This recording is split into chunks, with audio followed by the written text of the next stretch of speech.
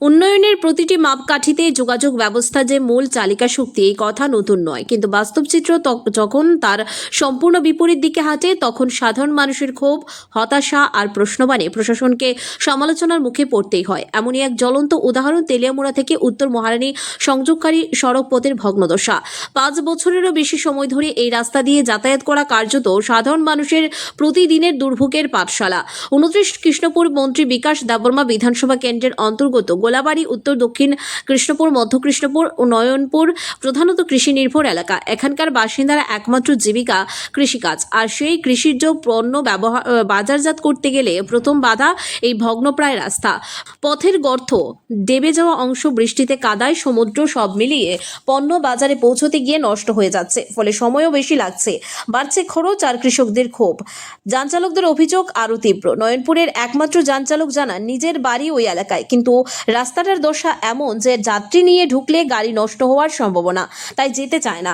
School পড়ুয়া, ছাত্রছাত্রী থেকে অসুস্থ মানুষ, সকলের জন্য এই রাস্তা আজ এক দুঃস্বপ্ন। বিশেষ করে গর্ভবতী মহিলা বা জরুরি রোগীকে তেলিয়ামুড়া মহকুমা হাসপাতালে আনতে গেলে এই ভগ্ন রাস্তা যেন মৃত্যুফাদের মতো। বহু সময়ে রোগীর অবস্থা খারাপ হয়ে যাচ্ছে বলে অভিযোগ। জনগণের ভোটে নির্বাচিত জনপ্রতিনিধিরাই যদি জনগণের মৌলিক সমস্যার সমাধানে নীরব থাকেন, তবে উন্নয়নের ভাষা আসলে কার জন্য লেখা হচ্ছে? চলমান জনদুর্ভোগ কি এবার প্রশাসনের ঘুম ভাঙাবে? সেটাই এখন দেখার বিষয়। না, এইভাবে চলতে থাকবে বছরের পর বছর।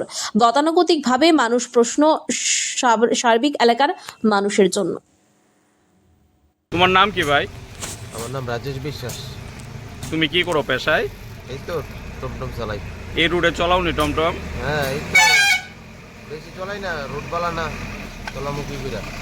এর তোমার বাড়ি কোনখানে এমনিতে? আমার বাড়ি নয়নপুর। তুমি তো এই রুটেই চলাচল করো বাড়ি যখন এই রুটে, এই রুটটা নিয়ে সেটা তোমার মতামত কি তা কত?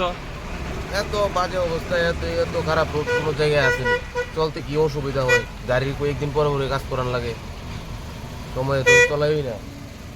আচ্ছা, পেশেন্ট টেশেন্ট লয়ে যাওনি এই রুটে? পেশেন্ট লিয়া তো বয়স্ক পেশেন্ট টেশেন্ট যাই না। কেরে ও পেশেন্ট উঠলে না যাইতাম। এটা কোন বিধানসভার আন্ডারে? যে 30 কৃষ্ণপুর বিধানসভা।